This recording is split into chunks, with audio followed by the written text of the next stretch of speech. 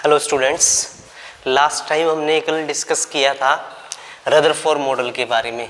Rutherford model के अंदर discovery of nucleus कैसे हुई थी और रदरफोर्ड मॉडल क्या था, उसमें क्या क्या पॉइंट थे, क्या क्या कॉन्सेप्ट थे। फिर हमने पढ़ा था एटॉमिक नंबर क्या होता है, एटॉमिक मास क्या होता है। फिर हमने किया था भी कैसे हम किसी एटम के अंदर number of electron, proton, neutron निकाल सकते हैं। ठीक है, उसके बाद फिर हमने कुछ टर्म्स डिस्कस की थी, जैसे कि isotope, isobar, isotone, isoelectronic species. तो आज हम कुछ पहले डिस्कस करेंगे जो कल वाले कॉन्सेप्ट थे, एटॉमिक नंबर, एटॉमिक मास वाले, number of electron, proton, neutron वाले पे कुछ छोटे छोटे से क्वेश्चन। और उसके बाद हम डिस्कस करेंगे कि क्या कॉन्सेप्ट थे जिसकी वजह से हमें रदरफोर्ड मॉडल को छोड़कर आगे बोर मॉडल के लिए जाना पड़ा, यानी leading to development of Bohr model. फिर उसके बाद हम पढ़ेंगे इलेक्ट्रोमैग्नेटिक वेव थ्योरी और उसके पॉइंट और उनमें कुछ बेसिक टर्म्स। तो पहले हम डिस्कस करते हैं कुछ कॉन्सेप्ट जो मतलब किस बेस पे है, नंबर ऑफ प्रोटॉन और इलेक्ट्रॉन, इस कॉन्सेप्ट के बेस पे। तो इसमें कुछ तो मैंने कल डिस्कस कर लिए थे, एक आधा और कर लेते हैं। जैसे आपको बोल दे कि कोई एलिमेंट है X जिसका एटॉमिक नंबर तो है 17 और एटॉमिक जो मास है वो हमारे पास कितना है, इज इक्वल टू 35। तो उसका नाम बताइए क्या होगा। तो आपको पता है एटॉमिक नंबर कितना है, 17। तो 17 जो एटॉमिक नंबर होता है वो किसका होता है, क्लोरीन का। किसका होता है, क्लोरीन का। और मास नंबर कितना है, 35। तो यानी ये क्या हो जाएगा, क्लोरीन 35 हो जाएगा। दो आइसोटोप होते हैं वैसे तो इसके, एक होता है 37 वाला। तो ये हुआ कौन से वाला हमारे पास, क्लोरीन 35 वाला। ये आपको दे सकता है एक एलिमेंट है जिसके अंदर प्रोटॉन तो कितने हैं 16, न्यूट्रॉन भी कितने हैं 16, लेकिन इलेक्ट्रॉन कितने हैं 18। ठीक है, इलेक्ट्रॉन कितने हैं 18। तो बताइए ये कौन सा सिंबल है या कौन सा एलिमेंट है। तो आपको पता है कि प्रोटॉन दिए हुए हैं, न्यूट्रॉन दिए हुए हैं और इलेक्ट्रॉन दिए हुए हैं। तो आपको पता है किसी भी एलिमेंट का क्या होता है, एटॉमिक नंबर किसकी इक्वल होता है, नंबर ऑफ प्रोटॉन। और आपको पता है कोई भी है वो न्यूट्रल होता है, यानी जितने नंबर ऑफ प्रोटॉन होंगे उतने नंबर ऑफ इलेक्ट्रॉन भी होंगे। तो यहाँ पे प्रोटॉन तो है 16 पर इलेक्ट्रॉन है कितने, 18, यानी इलेक्ट्रॉन 2 ज्यादा है। तो इसका मतलब इस स्पीसीज ने 2 इलेक्ट्रॉन ज्यादा गेन किए हुए हैं। तो इसलिए इसका atomic number number of electron से नहीं होगा, किससे होगा, नंबर ऑफ प्रोटॉन से। तो क्या है, नंबर ऑफ प्रोटॉन्स कितने हैं हमारे पास, 16। तो 16 किसका होता है, सल्फर का। किसका होता है, सल्फर का। अब एटॉमिक मास हमें पता है किसकी इक्वल होता है, एटॉमिक मास होता है number of proton plus number of neutron, यानी कितना है 32। कितना है 32। तो मास नंबर तो है 32 और एटॉमिक नंबर है 16। अब इलेक्ट्रॉन कितने हैं 18, यानी 2 ज्यादा हैं, इसलिए क्या होगा, इसके ऊपर 2 नेगेटिव चार्ज होगा। तो इस तरह से आपसे पूछ सकते हैं कौन सा सिंबल बनेगा, कितने इलेक्ट्रॉन है, कितने प्रोटॉन है और कितने न्यूट्रॉन है। तो इस तरह से और भी बहुत सारे क्वेश्चन होंगे आपकी बुक में, वो आप कर सकते हो। कोई भी प्रॉब्लम हो वो आप पूछ सकते हो। आप चैनल को सब्सक्राइब कीजिए, व्यू दीजिए, कमेंट्स दीजिए। ठीक है, जो भी आपको अच्छा लगा नहीं लगा जो भी है वो आप कमेंट्स दीजिए, व्यू कीजिए और जरूर चैनल को सब्सक्राइब कीजिए। तो आज हम आगे डिस्कस करते हैं किसके बारे में, development leading to Bohr model. Leading to development of Bohr model. तो कौन कौन से थे जो बोर मॉडल के लिए कॉन्सेप्ट बने। तो सबसे पहले इसमें आता है हमारे पास ब्लैक बॉडी रेडिएशन। तो बोर मॉडल जो रदरफोर्ड मॉडल है वो ब्लैक बॉडी रेडिएशंस को एक्सप्लेन नहीं कर पाता। दूसरा है हमारा क्या, photo electric effect.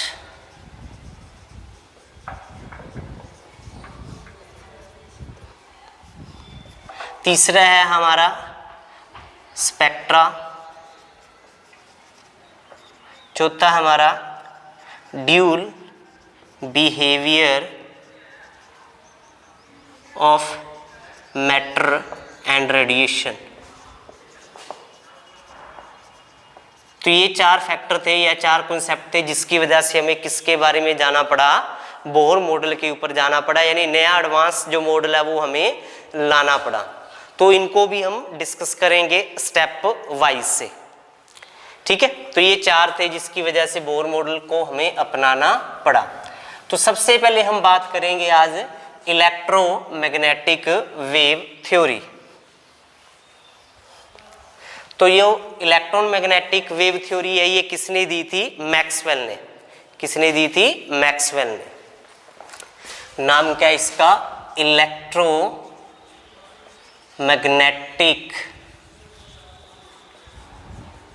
Wave theory.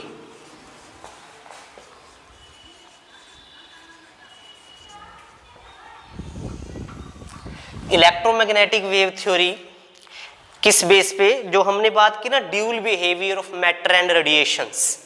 तो जब स्टडी किया गया पहले तो ये माना जाता था कि जो मैटर है वो पार्टिकल नेचर शो करते हैं और जो रेडिएशंस है वो वेव नेचर शो करते हैं।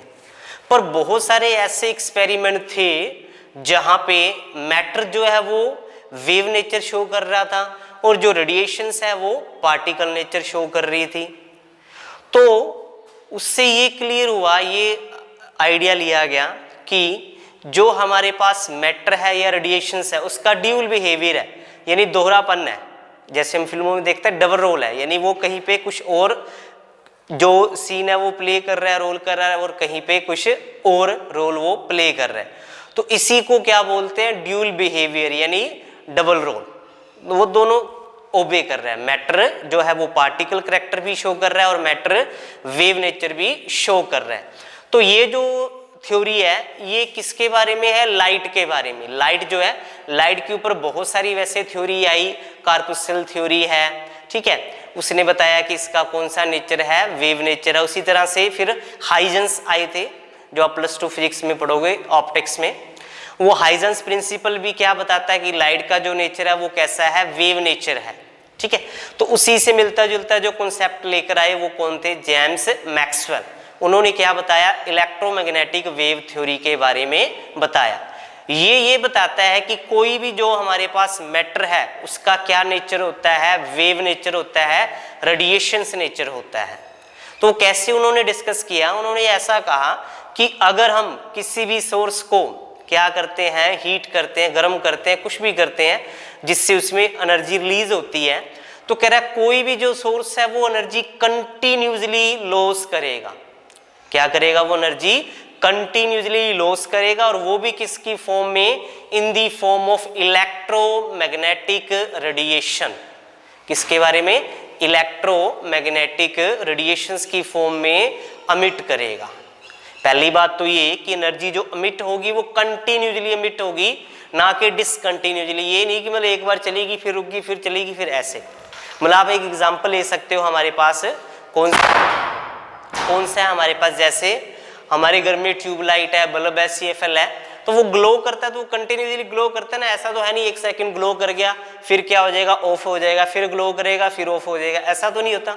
वो कंटिन्यूसली एमिट करता है, ठीक है। क्या करता है, वो कंटिन्यूसली एमिट करता है, और वो भी किसकी फॉर्म में, in the form of electromagnetic radiation. किसकी वजह से, इलेक्ट्रोमैग्नेटिक रेडिएशंस की वजह से। और अब बात आते भी इलेक्ट्रोमैग्नेटिक रेडिएशंस कौन सी होती है, तो नाम से क्लियर हो रहा है वो वाली रेडिएशन जिसमें इलेक्ट्रो यानी इलेक्ट्रिक फील्ड, करंट वाला कंपोनेंट होगा, और मैग्नेटिक यानी मैग्नेटिक फील्ड, यानी उसमें मैग्नेटिक फील्ड भी होगी। तो कह रहा है ऐसे वाली वेव जिसमें इलेक्ट्रिक फील्ड कंपोनेंट भी हो, मैग्नेटिक फील्ड कंपोनेंट भी हो, वो एक दूसरे के परपेंडिकुलर हो, यानी उनके बीच में कितने का एंगल हो, 90 डिग्री का। कितने का हो, 90 डिग्री का एंगल हो, और वो क्या हो, परपेंडिकुलर हो, साथ के साथ किसके साथ, प्रोपेगेशन ऑफ वेव, ठीक है, किसके साथ, प्रोपेगेशन ऑफ वेव्स के साथ। यानी जो वेव चल रही है उसमें electric field component, magnetic field component और जो वेव चल रही है, इन तीनों के ये एक दूसरे के क्या है, तीनों क्या है, परपेंडिकुलर है। क्या है ये, परपेंडिकुलर है। तो ऐसे वाली वेव को क्या बोलते हैं, इलेक्ट्रोमैग्नेटिक रेडिएशन। क्या बोलते हैं, इलेक्ट्रोमैग्नेटिक रेडिएशन। और इन इलेक्ट्रोमैग्नेटिक रेडिएशंस की जो वेलोसिटी होती है, जो स्पीड होती है, वो किसके इक्वल होती है, वेलोसिटी ऑफ लाइट की इक्वल होती है। किसकी इक्वल होगी, वेलोसिटी ऑफ लाइट की। और चौथी बात, इनको ट्रेवल करने के लिए कोई भी मीडियम की जरूरत नहीं पड़ती। जैसे हमें पता है सनलाइट है, सनलाइट बहुत लाइट ईयर्स यानी बहुत दूर से आती है, और रास्ते में हमें पता है जो इन्वायरमेंट है उसमें क्या है, वैक्यूम भी है। वैक्यूम यानी जहाँ पे कोई भी नहीं है, पर फिर भी जो सनलाइट है वो हमारे अर्थ तक पहुँचती है। इसका मतलब क्या हुआ कि इसको कोई मीडियम की जरूरत नहीं होती। अगर मीडियम की जरूरत होती तो फिर ये वैक्यूम में से क्रॉस ही ना कर पाती, पर ये क्रॉस करके अर्थ पे आ गई। इसका मतलब इसको मटेरियल मीडियम की कोई भी जरूरत नहीं है। तो वैसे ही इलेक्ट्रोमैग्नेटिक जो रेडिएशंस होती हैं उनको भी किसी मीडियम की जरूरत नहीं पड़ती। ठीक है, तो ये 4 पॉइंट थे। पहला क्या, number 1, the energy emitted by any source is continuously और किसकी फॉर्म में, in the form of radiation, और वो भी रेडिएशंस कौन सी, in the form of electromagnetic radiation। कौन सी रेडिएशन होगी वो, इलेक्ट्रोमैग्नेटिक रेडिएशन। अब बात आ जाती है इलेक्ट्रोमैग्नेटिक रेडिएशंस है क्या, तो क्या हो जाएगी, the radiations which have both कौन कौन से, electric field component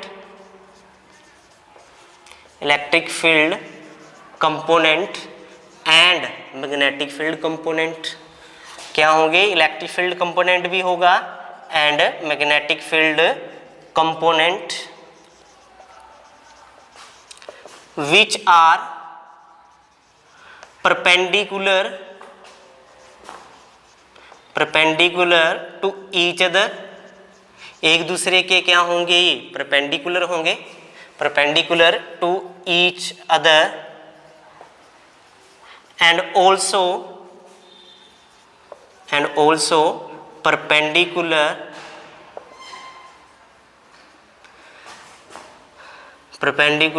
to the propagation of wave।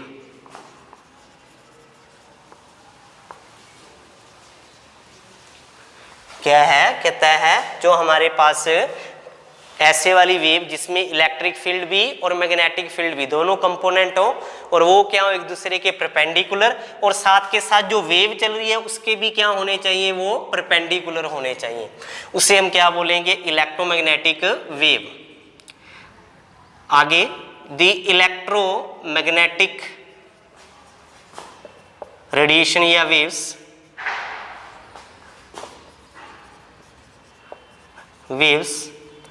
travels with the speed of light, या velocity of light हम कह सकते हैं, कितनी होती है, 3 × 10⁸ मीटर पर सेकेंड। उसके बाद अगर हम बात करें the EMR यानी electromagnetic radiations does not required any medium, इनको कोई भी मीडियम की जरूरत नहीं होती, फॉर इट्स प्रोपेगेशन यानी इनको चलने के लिए किसी भी मीडियम की जरूरत नहीं होती। जैसे हमें पता साउंड वेव है, जो मेरी आवाज़ है या आपकी जो भी आवाज़ है, वो जो है वो कब ट्रैवल करेगी, जब एयर होगी। अगर हम इस कमरे में से सारी एयर निकाल दें, इसको वैक्यूम कर दें, तो चाहे हम जितना मर्जी जोर से बोलें, आवाज़ एक दूसरे को सुनाई नहीं देगी। क्यों? क्योंकि हमारी जो साउंड वेव है उसको ट्रैवल करने के लिए क्या जरूरत है, मीडियम की, और वो मीडियम क्या है, एयर। पर इलेक्ट्रोमैग्नेटिक रेडिएशन जो है इनको जरूरत नहीं होती। अब जैसे ये हमारे पास कोई वेव है, इसको हम रिप्रेजेंट करना चाहते हैं तो हम कैसे रिप्रेजेंट करेंगे। सपोज करो ये हमारी क्या है, वेव है,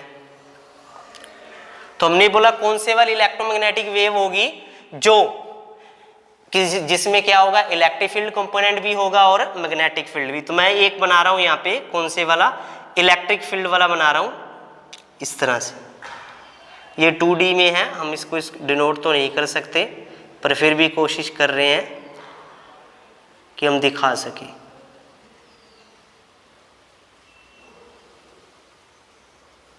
तो ये कौन सा है हमारे पास, इलेक्ट्रिक फील्ड कंपोनेंट। कौन सा है, इलेक्ट्रिक फील्ड कंपोनेंट। अब बात करें मैग्नेटिक फील्ड कंपोनेंट, वो क्या होगा, इसके परपेंडिकुलर होगा। सपोज करो वो ये जो हमारा क्या है डार्क लाइन, ये अबव द प्लेन है, ठीक है, और ये वाली जो है ये हमारे पास क्या है, बिलो द प्लेन है, ये वाली डॉटेड लाइन। तो इसका 90 कैसे बनेगा, अब इस तरह से, यानी वो हम थोड़ी सी अलग से दिखाएंगे, कुछ इस तरह से दिखा देते हैं बड़ी लाइन से। ये हमारा क्या डिनोट कर रहा है, इस तरह से 2D में है तो इसमें दिखा तो नहीं सकते, फिर भी हम कोशिश कर रहे हैं कि इस तरह से दिखा सके। तो ये हमारा क्या होगा, मैग्नेटिक फील्ड, क्या होगा, मैग्नेटिक फील्ड कंपोनेंट। तो ये मैंने आपको बताया था, जैसे ये वाला देख सकते हो आप, ये वेव है, ये इलेक्ट्रिक फील्ड है, ये मैग्नेटिक फील्ड है। देखो ये इसके 90 पे है, ये इसके 90 पे, ये इसके 90 पे और ये इसके 90 पे, तो तीनों एक दूसरे के क्या है, 90 पे, यानी परपेंडिकुलर है। तो ऐसे वाली वेव को क्या बोलते हैं, इलेक्ट्रोमैग्नेटिक रेडिएशन या इलेक्ट्रोमैग्नेटिक वेव्स। अब बात करते हैं हमारे पास कुछ पॉइंट्स की जो इलेक्ट्रोमैग्नेटिक वेव थ्योरी के अंदर आते हैं, जिनकी डेफिनेशन पूछ ली जाती है। तो क्या है हमारे पास, तो कहता है जो हमारे पास इलेक्ट्रोमैग्नेटिक वेव्स होती हैं वो ट्रैवल करती हैं इस तरह से, वेव की तरह, क्योंकि हम इनको बोल ही क्या रहे हैं, वेव, तो इस तरह से ट्रैवल करेंगे। ये इसका ओरिजिन O हो जाएगा। अब कहता है ये वाला जो है ये मैक्सिमम इसकी हाइट है और ये मैक्सिमम इसकी डेप्थ है। ये क्या इसकी मैक्सिमम हाइट है और ये इसकी क्या मैक्सिमम डेप्थ है, यानी गहराई है।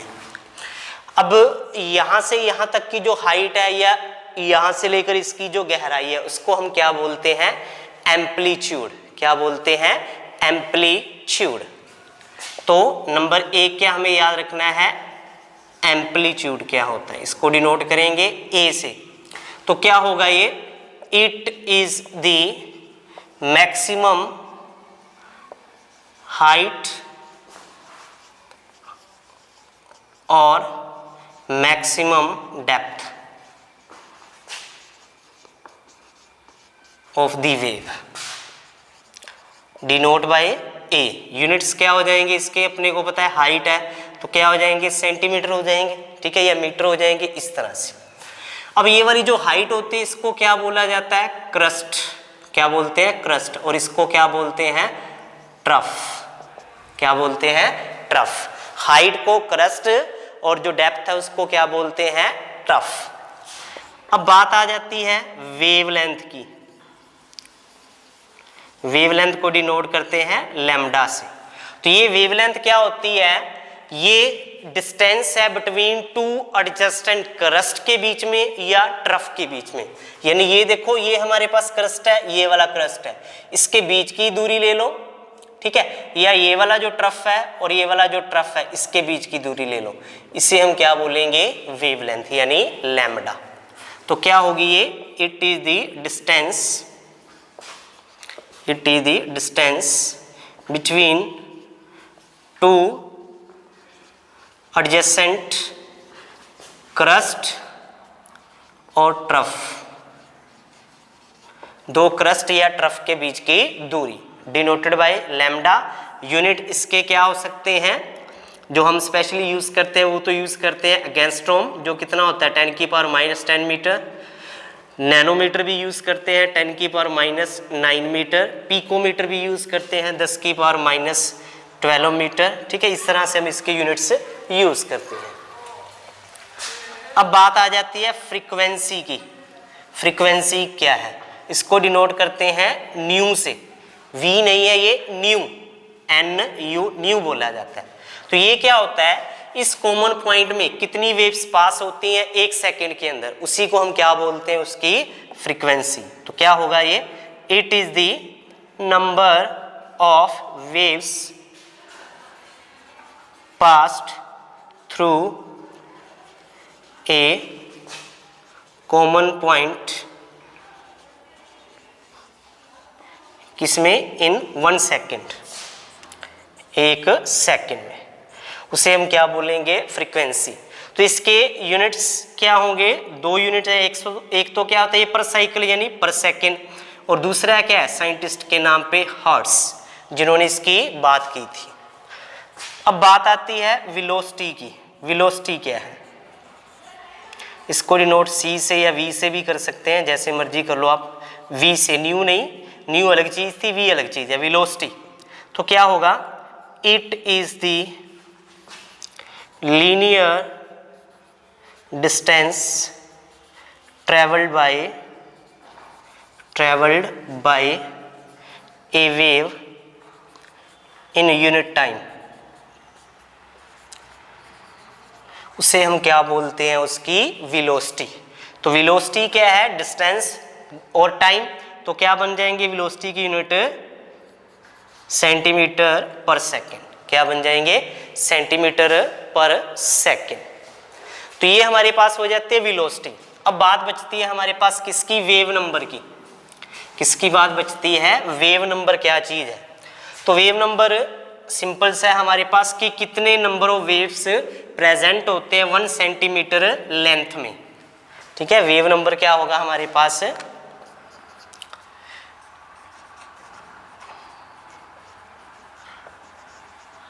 इसको डिनोट किया जाता है लैम्डा बार। तो क्या है, it is the number of wave present in 1 centimetre length, या इसको क्या बोल देते हैं, it is the reciprocal of the wavelength. ये क्या होता है, रेसिप्रोकल होता है किसका, वेवलेंथ का। तो इसे हम क्या बोल देते हैं, वेव नंबर। तो ये हमारे पास कुछ बेसिक टर्म्स आ जाती हैं। अब बात आ जाती है हमारे पास रिलेशनशिप। क्या है, रिलेशनशिप किस किस के बीच में, between wavelength, frequency, wavelength, frequency and velocity, इनके बीच में क्या रिलेशनशिप है। तो हमें पता है वेलोसिटी क्या होता है, वेलोसिटी होता है linear distance travelled by wave in unit time. क्या है, वेलोसिटी क्या है हमारे पास, linear distance travelled by wave in unit time. अब हमें पता है लीनियर डिस्टेंस क्या होती है, वेवलेंथ होती है। क्या होती है, वेवलेंथ। और टाइम, टाइम क्या होता है, फ्रीक्वेंसी हमने पढ़ी थी ना, फ्रीक्वेंसी क्या होता है, number of waves passing through a common point in पर सेकेंड। तो पर सेकेंड यानी वो क्या हुआ, टाइम हुआ। तो क्या हो जाएगा, velocity is equal to lambda into nu. अगर हम लैम्डा निकालना चाहें यहां से, तो लैम्डा किसके इक्वल आ जाएगा हमारे पास, वेलोसिटी बाय न्यू। क्या आ जाएगा, वेलोसिटी बाय न्यू। या हम कह सकते हैं हमारे पास जो फ्रीक्वेंसी है वो किसकी इक्वल आ जाएगी, v बाय लैम्डा। क्या आ जाएगी, v बाय लैम्डा। या अगर हम क्या निकालना चाहें, अगर हम वेलोसिटी निकालना चाहते हैं, वो तो हमारे पास फॉर्मूला है ही कि इस तरह से हम निकाल सकते हैं। तो इसको हम क्या बोलते हैं, relationship between wavelength, frequency and velocity. इसकी न्यूमेरिकल में जरूरत पड़ेगी हमें। ठीक है, तो ये हमारे पास हो जाती है इसकी बेसिक टर्म्स। तो ये फॉर्मूला आपको याद रखना है। अब बात आती है इसमें एक छोटे से टॉपिक की ओर, इलेक्ट्रोमैग्नेटिक स्पेक्ट्रम। क्या है, इलेक्ट्रोमैग्नेटिक स्पेक्ट्रम। तो इलेक्ट्रोमैग्नेटिक स्पेक्ट्रम क्या है, ये अरेंजमेंट होती है इलेक्ट्रोमैग्नेटिक रेडिएशंस की, जो हमने डिस्कस की ना, भी वेव्स होती हैं इलेक्ट्रोमैग्नेटिक रेडिएशंस वेव, उन रेडिएशंस की अरेंजमेंट करना या तो किस बेस पे, इंक्रीजिंग ऑर्डर ऑफ वेवलेंथ और डिक्रीजिंग ऑर्डर ऑफ फ्रीक्वेंसी। एक चीज को बढ़ा देना, जैसे हमने बढ़ते क्रम में तो लिख दिया वेवलेंथ, और घटते क्रम में क्या लिख देंगे, डिक्रीजिंग में क्या लिख देंगे, फ्रीक्वेंसी, या in order of increasing order of frequency और डिक्रीजिंग ऑर्डर ऑफ वेवलेंथ। उस अरेंजमेंट को जो हमारे पास बन जाते हैं उसे हम क्या बोलते हैं, इलेक्ट्रोमैग्नेटिक स्पेक्ट्रम। तो क्या है ये, basically it is the arrangement of various electromagnetic radiation EMR on the basis of their increasing order of wavelength का increasing order और and decreasing order of frequency and vice versa. यह इसका उल्टा कर दीजिए, उस अरेंजमेंट को हम क्या बोलेंगे, इलेक्ट्रोमैग्नेटिक रेडिएशंस। तो प्लस 2 में आप पढ़ोगे या प्लस 1 में ही आ जाएगा आपका, वेव्स बहुत सारी टाइप्स की होती हैं, जैसे एक्स रेज है, विजिबल रे है जिसको हम देख रहे हैं आसपास, ठीक है, उसी तरह से अल्ट्रावायलेट रेज होती हैं, ठीक है, माइक्रोवेव्स होती हैं, रेडियो वेव्स होती हैं, बहुत सारी टाइप्स की वेव्स होती हैं। तो उनको जब हम अरेंज करते हैं एक ऑर्डर में, उसी ऑर्डर अरेंजमेंट को क्या बोला जाता है, इलेक्ट्रोमैग्नेटिक रेडिएशन। क्या बोला जाता है, इलेक्ट्रोमैग्नेटिक रेडिएशन। तो बहुत सारी टाइप्स की जो इलेक्ट्रोमैग्नेटिक रेडिएशन है उसको। तो एक न्यूमेरिकल हम कर लेते हैं इसका, जो इलेक्ट्रोमैग्नेटिक रेडिएशन वेव थ्योरी है इस बेस पे कर लेते हैं। बहुत सिंपल सा न्यूमेरिकल है, सिर्फ फॉर्मूले बेस पे होता है। जैसे कह रहा है, yellow light from a sodium lamp has a wavelength, यानी लैम्डा कितनी है, 580 nanometer. Calculate the frequency and wave number. हमने क्या कैलकुलेट करना है, फ्रीक्वेंसी और वेव नंबर। हमें क्या गिवन है, वेवलेंथ। हमें क्या गिवन है, वेवलेंथ। तो न्यूमेरिकल प्रॉब्लम है, गिवन क्या है हमें, वेवलेंथ यानी लैम्डा कितनी है, 580 नैनोमीटर, यानी 580 10⁻⁹ मीटर। हमें क्या कैलकुलेट करना है, फ्रीक्वेंसी यानी न्यू, और क्या कैलकुलेट करना है, वेव नंबर। तो सिंपल सा हमने फॉर्मूला अभी ड्राइव किया था, क्या कि जो वेलोसिटी होती है वो किसकी इक्वल होती है, न्यू इनटू लैम्डा, ठीक है। तो हम क्या निकालना चाहते हैं, न्यू निकालना चाहते हैं। तो न्यू किसकी इक्वल हो जाएगा, nu is equal to velocity by lambda. Velocity क्या होती है, वेलोसिटी ऑफ लाइट कितनी वैल्यू होती है, 3 × 10⁸ मीटर पर सेकेंड। और ये कितना है हमारे पास, 580 × 10⁻⁹ मीटर। मीटर से मीटर कैंसिल हो जाएगा, ये -9 है, ऊपर जाकर क्या हो जाएगा, प्लस का। तो कितना बन जाएगा, 8 + 9 17, और ये कितना है, 3। तो 3 है, इसको डिवाइड कर लो 580 पे। पहले नहीं जाएगा 0, फिर नहीं जाएगा 0, फिर नहीं जाए, फिर हमारा चला जाएगा। तो कितने पे जाएगा, ये 5 पे जाएगा, 5 पे जाएगा। 50, 5 8 द 40, 5 5 द 25 और 4 29, तो 100 आ जाएगा हमारा, ठीक है। उसी तरह से फिर तो ये कितना आ जाएगा हमारे पास, 0.051। इसको जब हम डेसिमल से चेंज करेंगे होल नंबर में, तो कितना हमें इस साइड मूव करना पड़ेगा, 1 2 3 मूव किए तो 5.1 × 10⁻17 था, तो 3 कम हो जाएगा, ठीक है, ये बच जाएगा। तो इतनी इसकी क्या आ जाएगी, फ्रीक्वेंसी आ जाएगी। अब वेव नंबर निकालना है, तो वेव नंबर आपको पता है रेसिप्रोकल होता है वेवलेंथ का, तो 1/ ये कर देंगे, ये हमारा क्या आ जाएगा, ठीक है। इसको जब हम करेंगे ये ऊपर चला जाएगा, पावर 10 की पावर जो माइनस है वो क्या हो जाएगी, +9, ठीक है। और जो हमारे पास मीटर था ये क्या हो जाएगा, पर मीटर हो जाएगा। और 1 को 580 से डिवाइड कर लो आप,